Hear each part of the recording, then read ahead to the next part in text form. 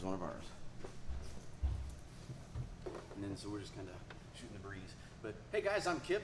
Most of you know me from DT4EMS and some of the videos and stuff that we have online. And I'm here at our home at Alliance Acworth and the Acworth Martial Arts and Self-Defense School. And I'm here with a guy who's really helped me a whole bunch, Ted.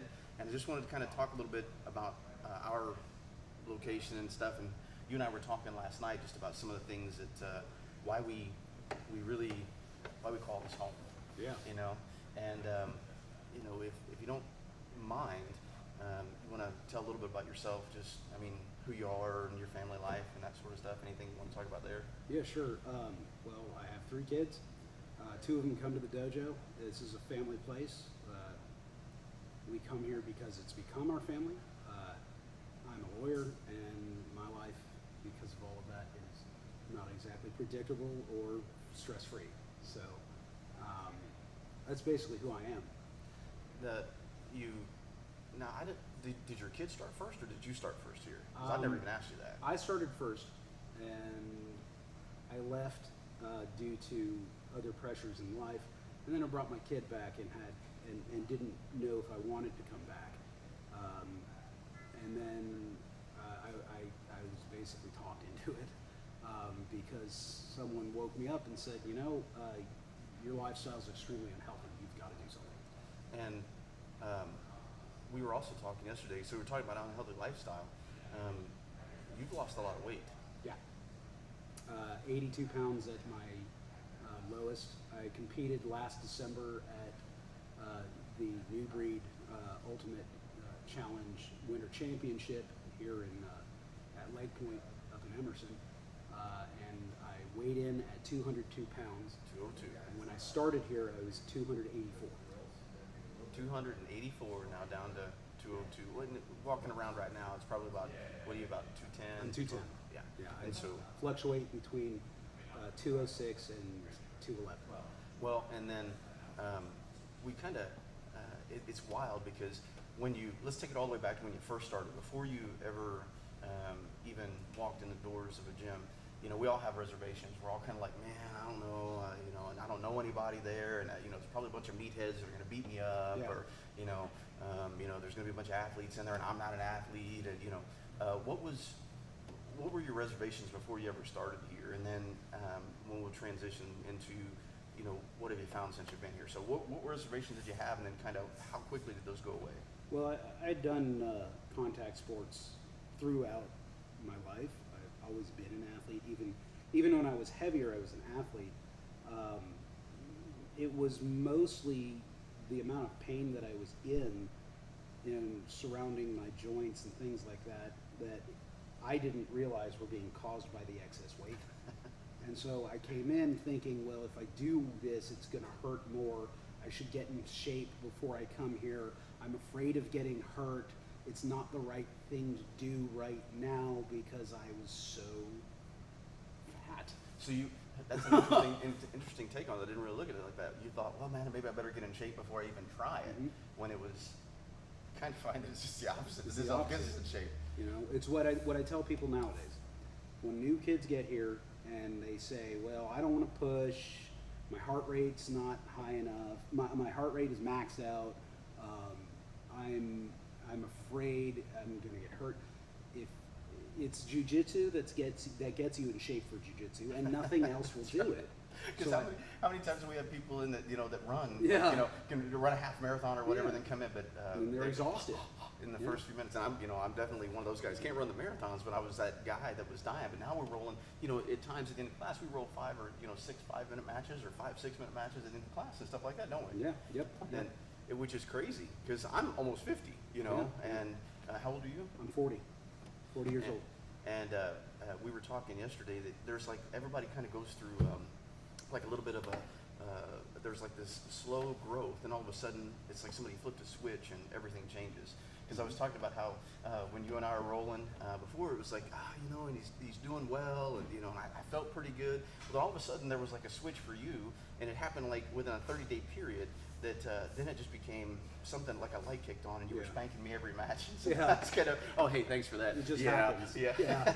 No, It's like, just spanking it, yeah. Yeah. Well, But yeah. it does, yeah, you know, but it does. No, I don't think it's I don't think it's a function of spanking. I think it's a function of just time in and how your brain develops in the sport. You know, it's just like any other organ. It's like a muscle.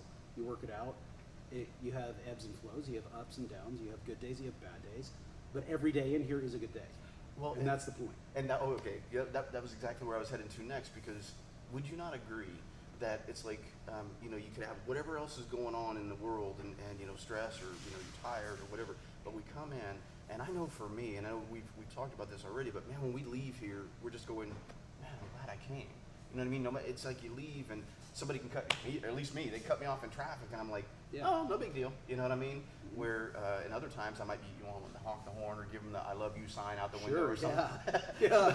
Especially with Atlanta traffic. But the other thing is, so let's say we've got people who are considering, and they're looking around at different places, and they're thinking about training, or you know, you and I have talked that this is really. We came in here for different reasons. Right. You know. Right. You know, I came in specifically looking for the jiu-jitsu and not realizing that it was saving my life. I had no idea on that. Yeah. And then I found a family. Do you have any take on that? On, you know, Yeah, what you? That's exactly what this is. This is my playground.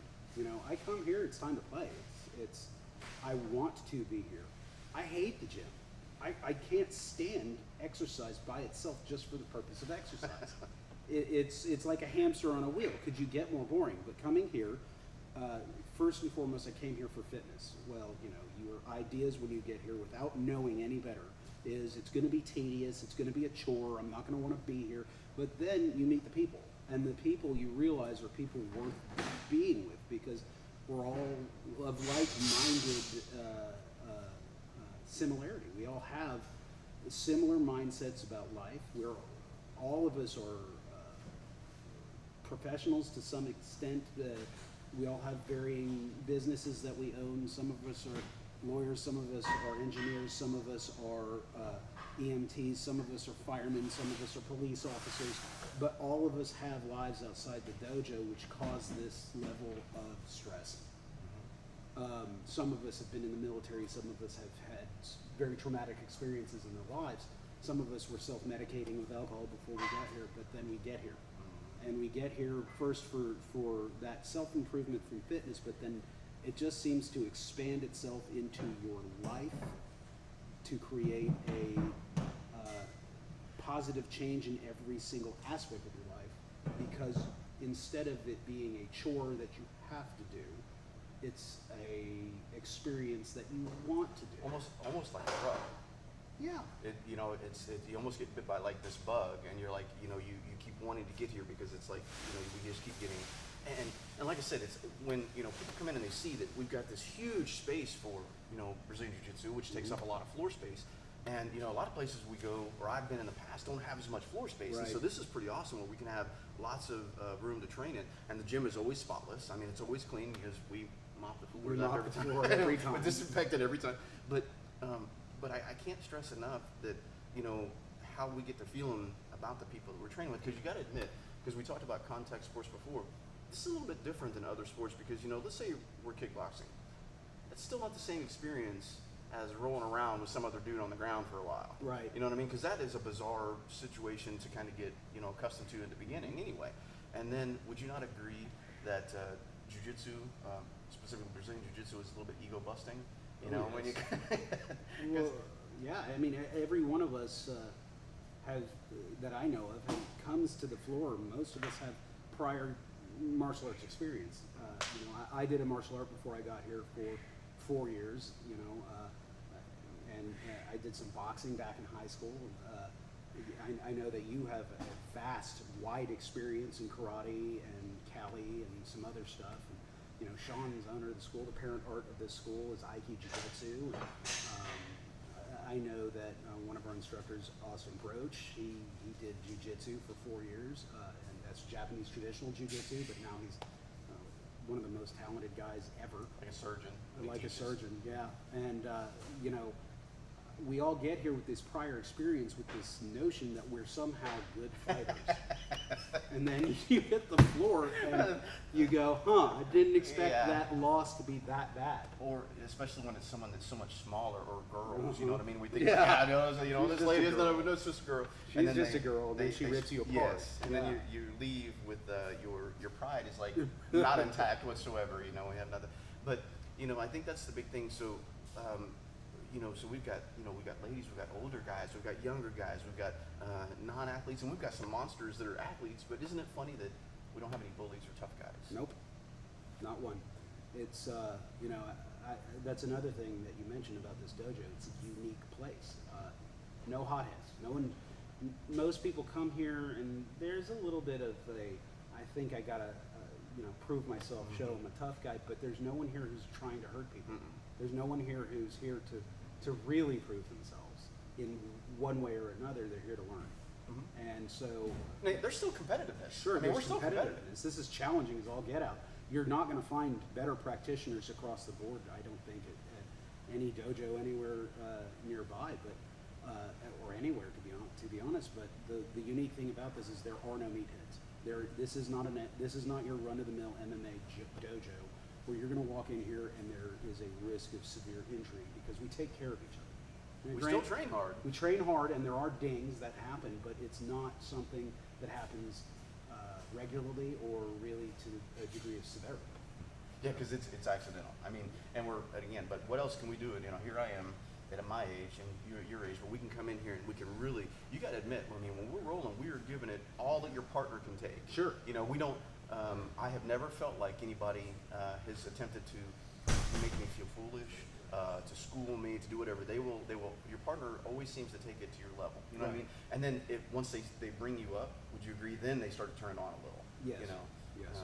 The upper belts do roll and allow you to work and learn, because you can't learn if somebody's just constantly destroying you 6 times in a 5-minute match. They'll let you work, they'll let you learn what you know, they'll make it extraordinarily challenging. You probably won't win anyway. I know that for a fact. I can't remember a single time that I've beaten Sean or Austin or, you know, Jeff Cummings or Ian or I mean, even Brian or all these people. They're going to take it to you. You're going to learn, but they're also not going to push you beyond your limits. They're not going to do things like heel hook you when you don't know what a heel hook is, or do things that hurt permanently.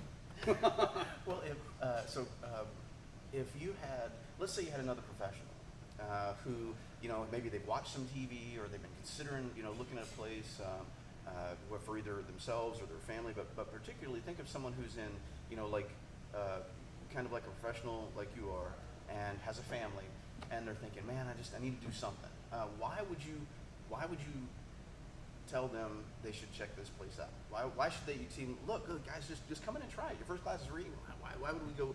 Come check this out. I mean, I know that I'm trying to tell people all the time, but you know, they know me, but they don't know you. So if these people know you, or they're like you, because maybe they're not a policeman paramedic like I was, but maybe they're professional like you, and they look at it and go, not that police officers and paramedics aren't professional, that didn't come out right.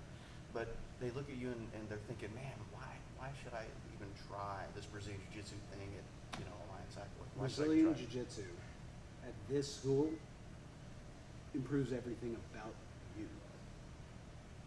Having your family involved in this dojo, with this sport, with this organization, Alliance, with these instructors that we have, will improve every aspect of your life. It is the positive ripple that bleeds itself into every portion that you are. Every single thing of you gets better.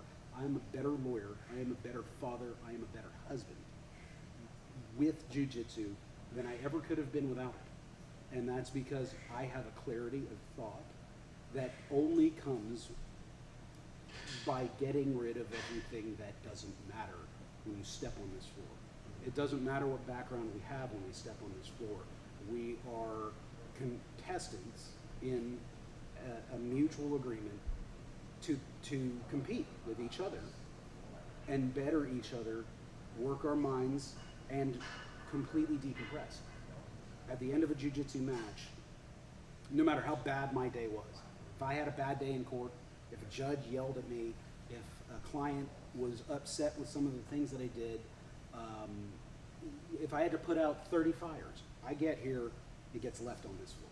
It's gone. At the end of a jiu-jitsu session, I can't think of anything else but the fact that I am breathing hard, my bathrobe gi is soaked through with sweat, and I feel amazing for the rest of the day. You can't rattle my cage. After that, my cage is as solid as can be.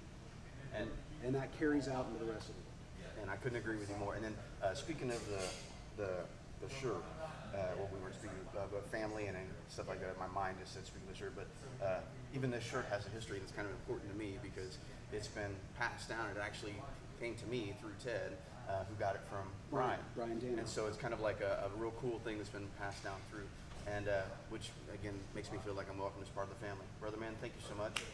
Thanks for taking the time to talk a little bit about our home here and our family, because that is really what has made this something, is that you take a bunch of people from all different walks of life and we become a family. So hope to see you guys on the mat. Really, we'll be able to get some good stuff edited out of that. I hope so.